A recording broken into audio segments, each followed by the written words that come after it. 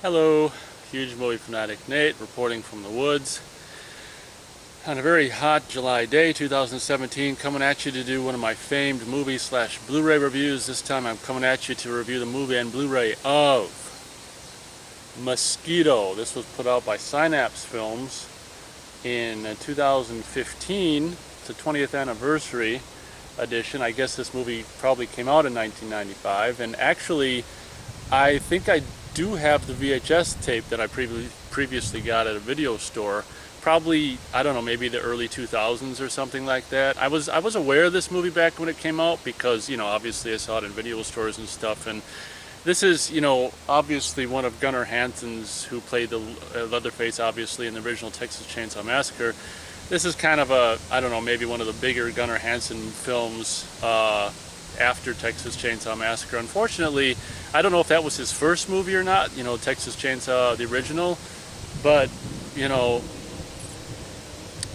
pretty much as far as, I don't follow his career very closely or anything, but in my opinion, as far as I know, I mean, Texas Chainsaw Massacre and his portrayal of Leatherface in that original movie is probably his most iconic role that he ever did. And it was kind of like Orson Welles starting at the top with Citizen Kane and never being able to kind of reach that pinnacle of greatness ever again. It must be difficult for your first thing or one of your first things to be like the best thing, and then just nothing but downhill from there. So this movie features, I don't want to say stars, but even though it's probably, well, they don't have them as top billing on here, but it's actually top billing on the credits. So starring Gunnar Hansen. So obviously they, pimped out his name and the fact that he's in this as being starring Gunnar Hansen. I would say he's not. Sorry about that's what happens when you film outdoors. In my opinion, he's not the lead of this movie. The leads are the kind of the guy and the girl, the main characters, and he's just kind of a, I guess he's one of the featured players, but I would hardly regard him as a lead. But obviously, being Leatherface in the original Chainsaw, they're going to bill him first.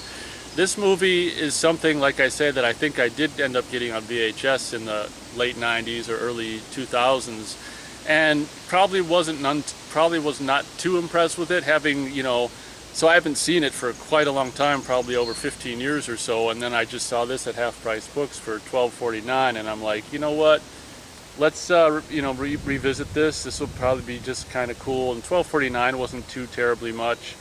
And I'm like, let's revisit this movie and own, presumably the best version of it available. This movie was shot on 16mm, but unlike most movies shot on 16mm, this has got a lot of pretty good, visual effects, not only, optical effects for the very beginning with the alien spaceship and stuff, but it's actually got really good on-screen, in-camera kind of mosquito effects and miniature effects. So I mean, usually a movie shot on 16mm is doing so because they don't have a lot of means, but it's ironic that this is one of the only movies that I can really think of shot on 16 which has got a nice amount of effects work. There's a model house that they blow up, there's a model RV chase scene, there's all these mechanical mosquitoes and mosquito guts and high-speed mosquito photography to make it look like these mosquitoes are huge mosquitoes and stuff. So this is a really kind of a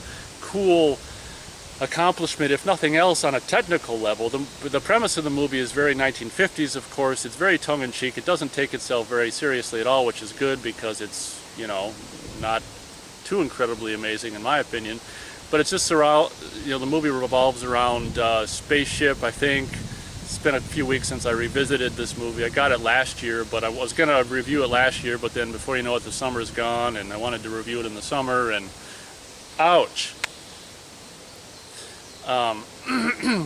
Damn mosquito. So now I'm reviewing it. I'm sweating my ass off out here in the woods, being bit up by, ouch, mosquitoes, reviewing this movie, but I figured it was kind of appropriate.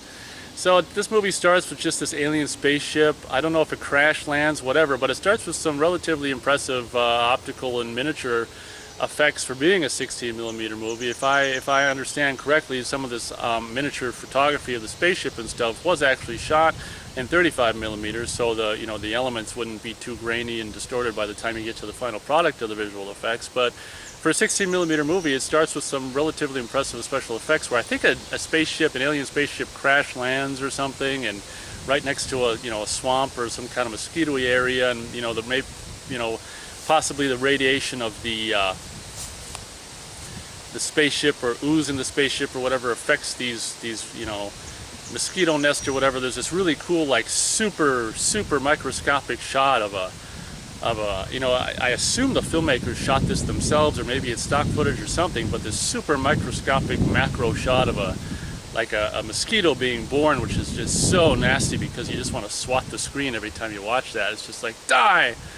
But I'm actually a pretty big lover of animals, but the only, I gotta draw the line. I don't mind killing mosquitoes. So basically this movie is just about very 1950s plot of alien crash landing and affecting a batch of mosquitoes or whatever. These mosquitoes just grow immediately. They appear in a scene later on just immediately. I think these two main characters, this guy and this girl, the kind of main characters. I can't remember. Oh, this girl I think has got a job at this summer camp or place like that. And for my money, I wish they would have. It was kind of a cool location. It would have been nice to actually film a little bit more of the movie in that environment.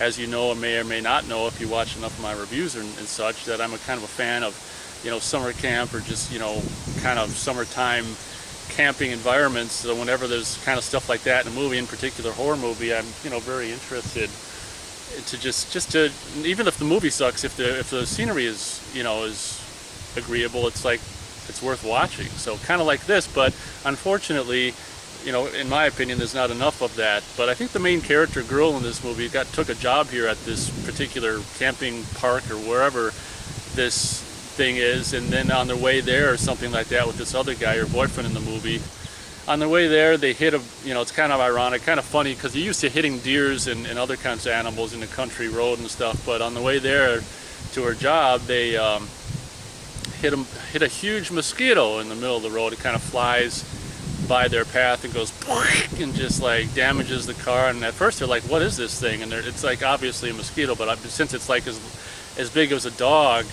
they kind of have some denial issues and can't really believe. I mean, as anyone wouldn't really believe a huge dog-sized mosquito, even if it looks like a mosquito, and it's got a huge kind of proboscis that I think is stuck in the radiator or something, and it kind of punctures the radiator of the car, and they have to go get it repaired if I'm not mistaken. But then they hook up with that encounter got them intrigued, so they hook up with this other guy who's driving around in like a Jeep, whatever, CJ7, whatever the hell it is, no top, no doors. It's a way to go in the summer, and in a Jeep and stuff like that. So they hook up with this guy who I think I can't remember if if he got wind of this, fallen, I don't know if he's calling it if they think it's a meteor they're looking for when it's like a crashed spaceship or whatever. And so he's got this Geiger counter going around looking for this thing, and they kind of, all pair up.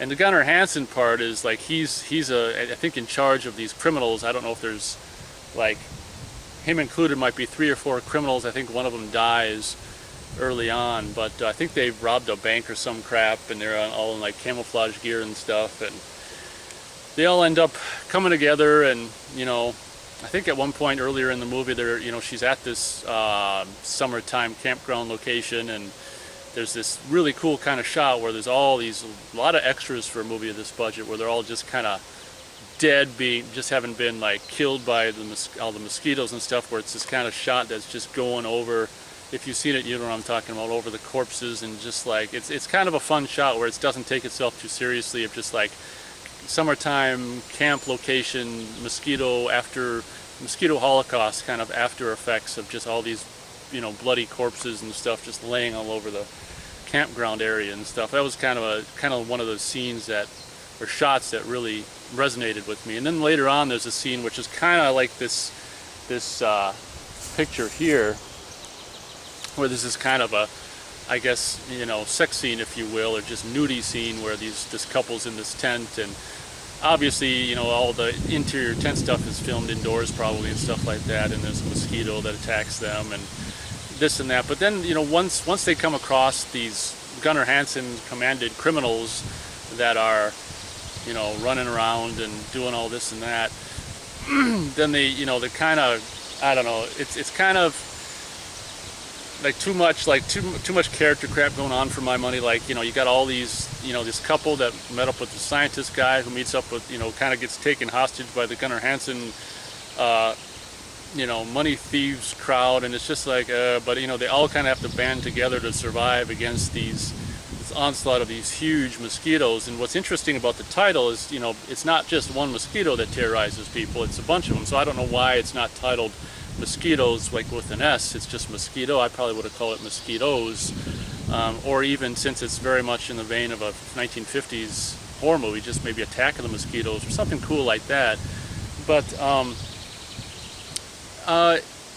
for all the kind of technical brilliance and stuff like that, the movie really doesn't do a whole hell of a lot for me. It's only, oh, okay, I thought it was 82 minutes. It is 92 minutes. So I think we will go, oh gosh, I don't know. I don't think it's, yeah, I think we'll go 2 stars out of 4 stars for Mosquito, and a lot of that, maybe half a star, that is just for the budget. It excels very much in its, like I say, visual photography and makeup effects and mosquito effects and miniature effects. As I said, they've got this really cool kind of miniature RV scene, chase scene with mosquitoes at night, and they blow up this miniature house, which you can see in the making of the supplemental materials on the disc. You wouldn't even know they blew up a miniature house in the movie. You thought they just blew up the real house, but it's actually a miniature they built, which is really cool. So like I say, 2 stars out of 4, and a lot of that, maybe half a star, that is just for technical brilliance for its budget. It doesn't, obviously towards the end of the movie, it kind of does Night of the Living Dead, where they bar themselves up inside this farmhouse, and of course Gunnar Hansen gets his hands on a chainsaw and does this kind of homage to himself, and it's like, yeah, I haven't picked up one of these in like 20 years or so, because at the time they were making this, it was just over 20 years since he shot Texas Chainsaw Massacre. So I guess I kind of find, the thing about Gunnar Hansen, obviously he was great in Texas Chainsaw, and in my opinion the best Leatherface. But the thing about him is his voice, in my opinion, isn't particularly, I don't know, since he doesn't use his voice and speak words in Texas Chainsaw, I mean, his voice, in my opinion, isn't very, I don't know, very, very, I guess, good to be an actor, or I don't know. Either that, or maybe the voice doesn't match like the big physical prowess he's got, or something like that. But when I see Gunnar Hansen in talking roles, it's just like when he talks, it doesn't really do anything for me. So Gunnar Hansen in this movie really doesn't, blow my socks off or anything like that. I mean, seeing him weld the chainsaw again and use the chainsaw to cut, I can't remember, obviously probably mosquitoes, and I think he cuts a door again, cuts through a door. Stuff like that is kind of cool just for a geek standpoint, but at the same time it's kind of like, oh, I mean, if I had access to Gunnar Hansen, I guess in 1994 when they shot this, I probably would have done the same thing. So I guess I can't really criticize the movie for that. So that's my review of the movie. Onto the Blu-ray now. It's got, as always, I'll put a shot of the back of the box on camera, so you can see it. Pause if you want to see all the special features. It's been like a year since I looked at some of this stuff. It's got audio commentary, it's got Bugging Out, Making of Mosquito, an all-new documentary featuring interviews. I probably watched that last year, and as I said, that probably was the video that contains the behind-the-scenes video footage of them making the house and blowing the house up and stuff, which was really cool. I can't remember. Maybe I'll take pictures of the menu on the TV to actually show and put on red letters on the screen how long this particular documentary is. I want to say it's at least an hour long, but I think last year that's the only thing I did. I don't think I did deleted and extended scenes, or, oh, here we go, behind the scenes footage. That's probably what I did last year. So I'll probably put the length of the behind the scenes footage and the length of the Bugging Out documentary on the screen, so you guys get an idea how long those special features are. But this transfer looks fantastic. The grain, once again, by Synapse Films, this Blu-ray. And does this come with the DVD? No DVD, just Blu-ray. The 16mm grain is, I can report, is fantastically intact. There are some shots that, that they even mention in here. I think, yeah, on this little card here, or maybe before the movie plays, where, there are some shots that, when they shot it, they were kind of not perfectly in focus, stuff like that, which is inherent in the original material. It's not Synapse effing up or anything like that. There are, unfortunately, some shots in the movie that are out of focus, which is kind of a bummer. But the image, 16mm image, is fantastic. Heavy grain. It's not like DNR to look all crappy. This Blu-ray does contain a DTS Master Audio 7.1 surround track, and of course, like so many times with these older movies, I don't put them on the the wall with the projector with the 5.1. I just kind of watch them on the TV. So then it's got DTS Master Audio English 2.0, the original stereo from 1995. So can't really say anything about the commentary or anything like that, but from what I saw last year on the behind the scenes, probably this last feature on here, behind the scenes footage featuring optional audio commentary, the behind the scenes footage, it was really cool seeing them blow up the house and make the house and stuff. And I imagine this bugging out is kind of a cool retrospective documentary as well. So there you go. Ow. That's my review of Mosquito movie and Blu-ray, and feel free to let me know what you think of this gem, if you've seen it. If you've not, feel free to ask me any questions. I just revisited this movie this summer, maybe a month ago or a month and a half ago at this point, and definitely something that kind of, you tend to want to pick up and bring out this time of year. And as I said, that would have been cool to have a little more, filmed, or maybe more of the movie take place at that summertime campground location, but whatever, they did what they did, and definitely a okay effort by all involved. Like I say, a lot more effects heavy film for being its budget, so that's really impressive. So thank you very much for watching this review, and as always, catch you next time.